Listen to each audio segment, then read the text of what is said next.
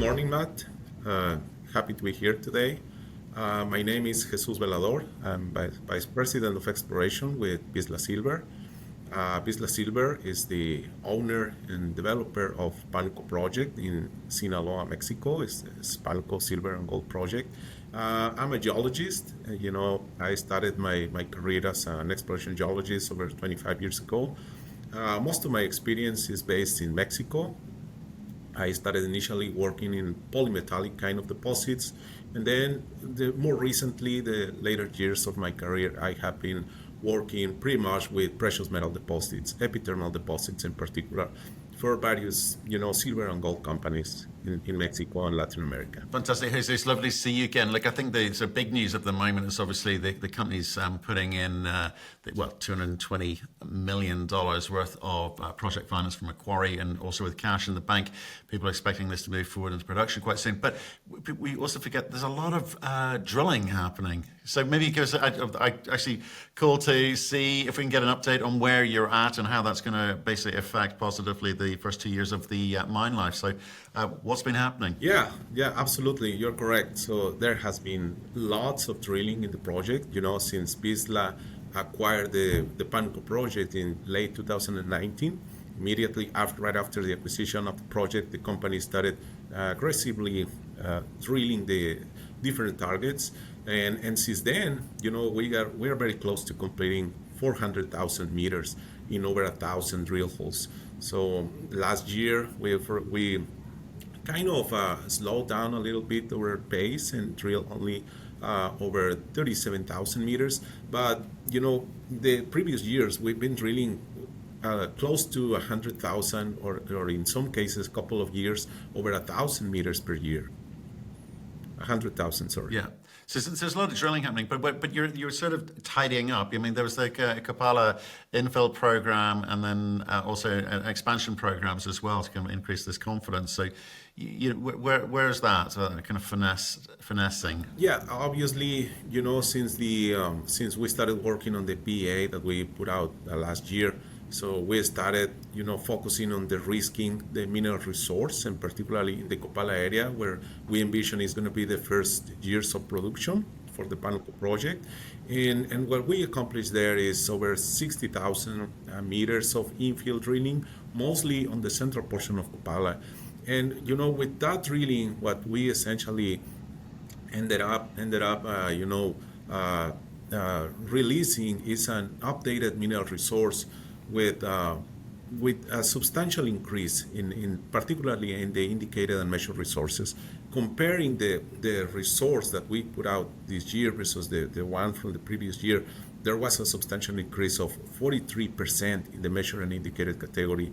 And for the first time, we put out a measured resource in the core of the high grade central portion of Kopala, where we are going to have our initial production years. Right, and okay. So I'm trying to get paint a picture of what you're trying to do here in terms of getting the kind of certainty with the kind of infill drilling, which is obviously positive for not just mine life, but the mine production when you get to that point. But is there kind of that expansion drilling or discovery drill programs in the kind of central and eastern parts of Panuco, etc.? So what are you prioritizing right now? We are also conducting exploration drilling. At the moment, we are not, doing like resource expansion drilling in any of the deposits where we contain mineral resources already. So our focus for this year, at least, is going to be is discovery oriented. So what we are doing essentially is we are dedicating all the planned meters that we budgeted for this year to testing different targets in the property, with the objective of making a new discovery. And so for this year, we have a plan to drill over 20,000 meters. We are pretty much halfway to date. And just last week, we added a couple of more rigs. We started the drilling this year with 2 rigs, but as of last week, we added 2 more rigs, with the whole objective of completing over 20,000 meters by the end of the year, which is going to be discovery oriented. Okay, and as a percentage of the kind of known vein targets in Panuco, where are you? Have you done 100% of them, or are you just starting off? That's actually an excellent point that you made. You know, Panuco is, I don't know if you're seeing the map on that I'm showing here. It shows the land package that Vizsla, consolidated to date already.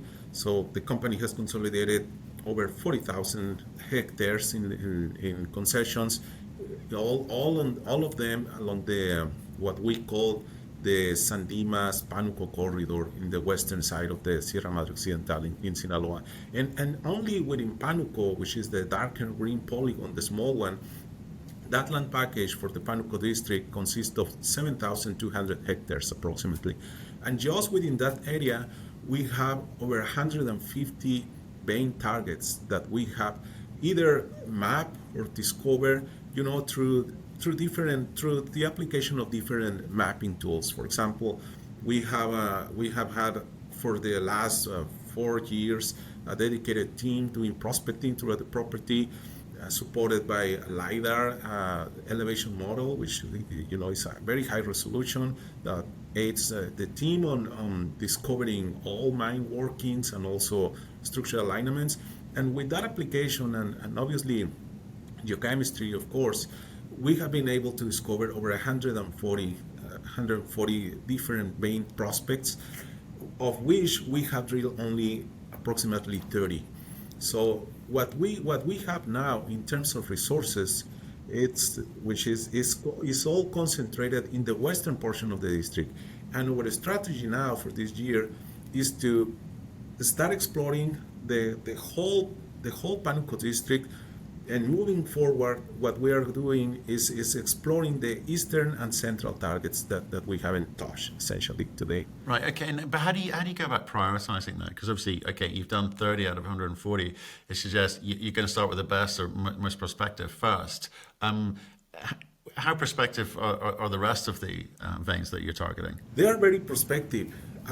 Essentially, in the map that I'm showing here now is the map that shows the Panuco district with our high priority targets, and you probably are gonna see in there in this map that there are some red lines. Those red lines represent the vein targets, of course, and on top of the vein targets, what I'm showing there, it's some red and kind of magenta color circles on top of those veins. Those dots, red and magenta dots, some oranges as well, and some yellows, represent the rock samples that we have collected on surface. And if you see, this map has a big amount of veins that have been mapped in the property, and pretty much all of them contain anomalous to high or samples with high concentrations of silver equivalent values. Pretty much all the red and magenta samples are over 200 or even over 500 grams silver equivalent. And as you can see, there are lots of veins with those kind of samples right on surface. And the western side of the district shows the most important veins to date in terms of resources. It is the area that contains the Copala vein and also the Napoleon vein, where most of the resources reside. But to the central and the eastern sides of the district, we have already developed multiple vein targets.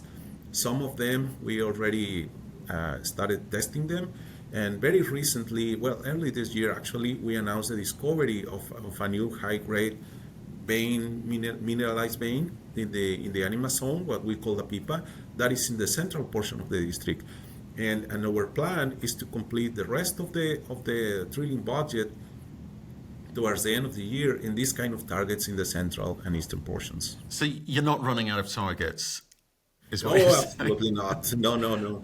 Okay. We have lots of targets, and we are very well capitalized to continue with it. Well, I think that's the point in all of this. You are well capitalized to carry on, because you've already got the grade, you've got the scale, and arguably the best silver prospect in Mexico.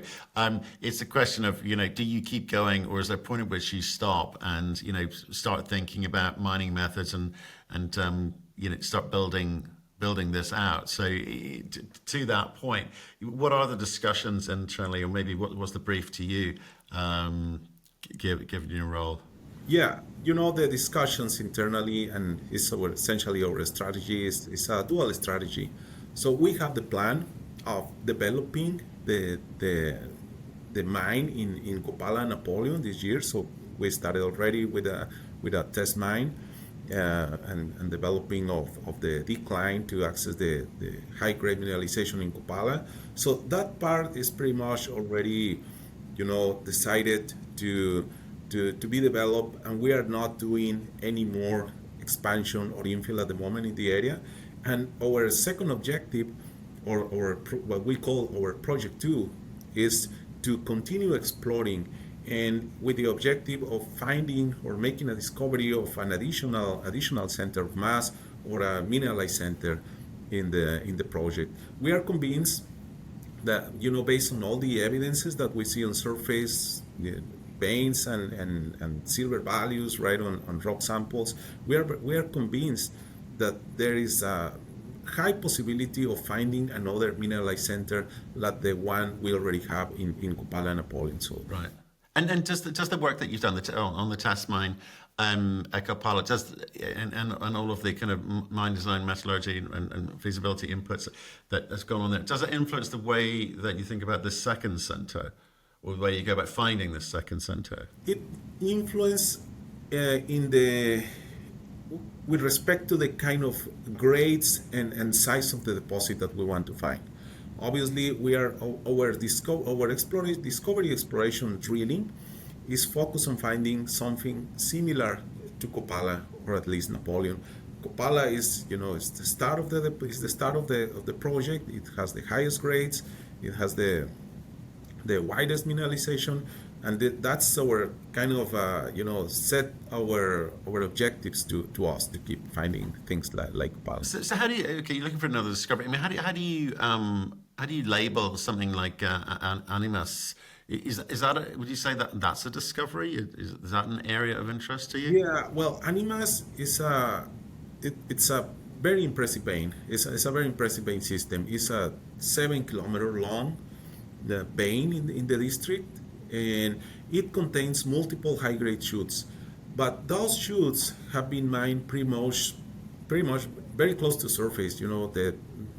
Top 100, 200 meters from surface is that what has been mined. And this vein system, the Animas vein system, is also the area that has been mined more extensively in the past. So is the vein that contains the most historic minings on this vein.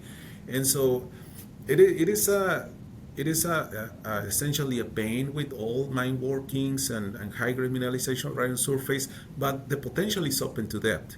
And this is what we are exploring right now.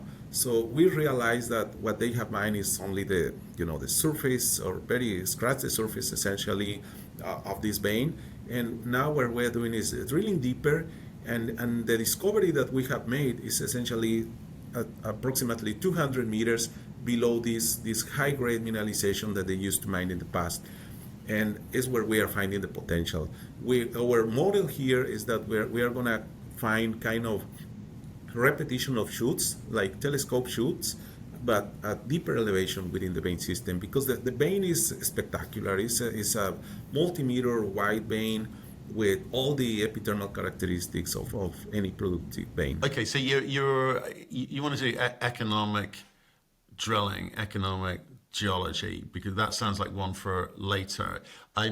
Things like, so how do you go about finding this second center? I mean, how much work has been done on geophysics versus direct drilling, for instance? Right. We have implemented several initiatives.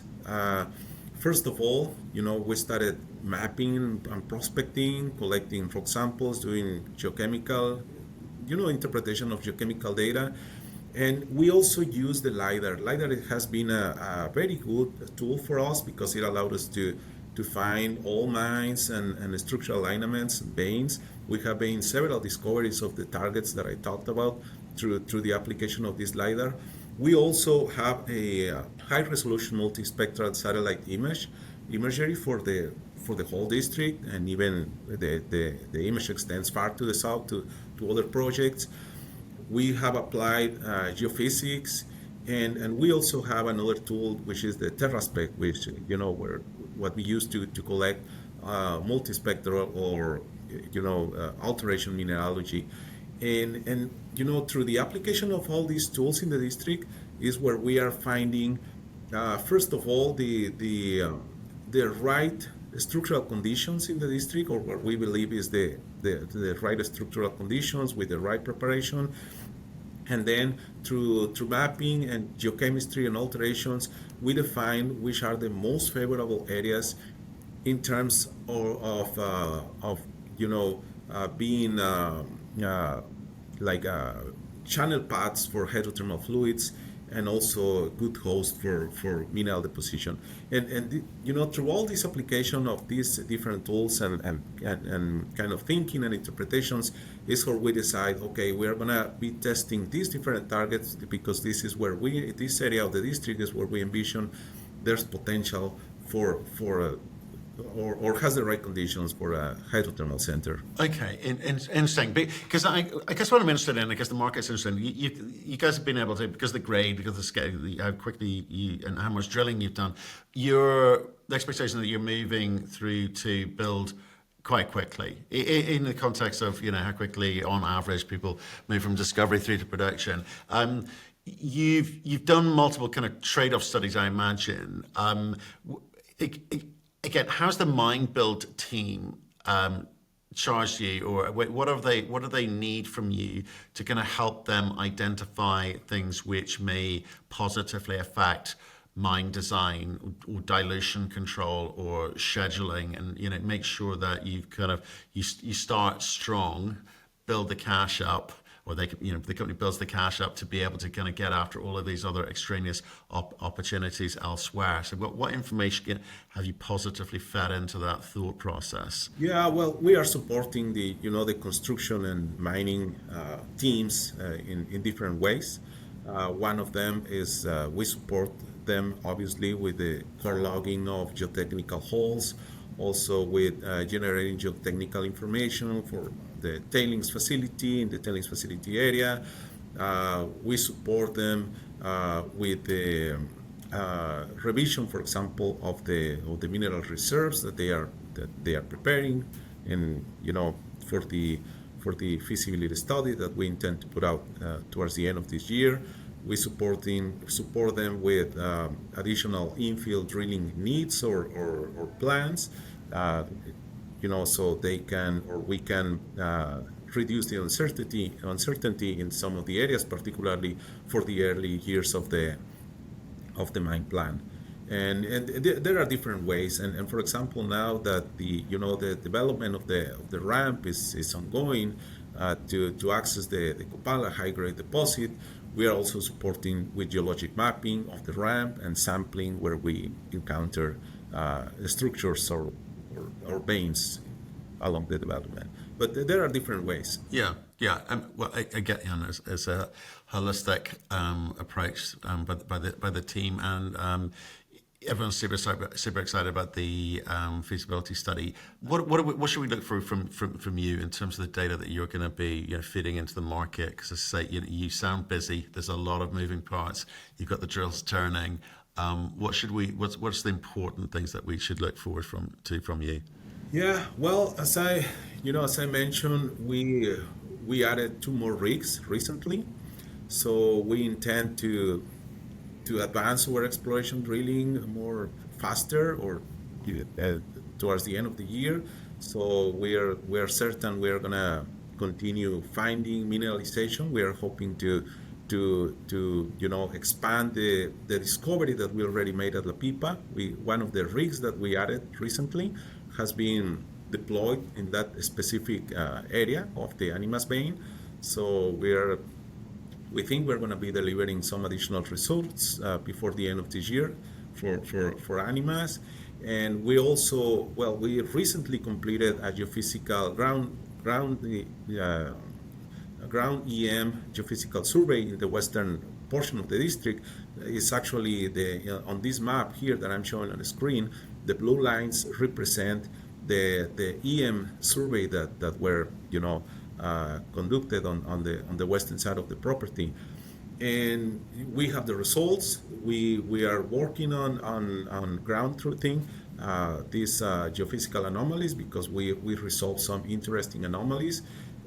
Another of the rigs that we added recently is going to be dedicated to test some of these EM anomalies that we define in the western portion. So there's potential for new discoveries either in the west or the expansion of the discovery that we announced early this year in the central portion along the Animas vein. We also intend to conduct a district-wide airborne aeromagnetic survey on the whole property. We are negotiating the contract, the final terms of the contract, and so as soon as we settle that, we're gonna be in good shape to start the survey, and obviously to add additional information, another layer of information to all the information that we already gathered for the district that is going to allow us to potentially make new discoveries in the coming years. Jesus, thank you very much today. Thank you for taking the call. Stay in touch. We'll see you soon. Thank you.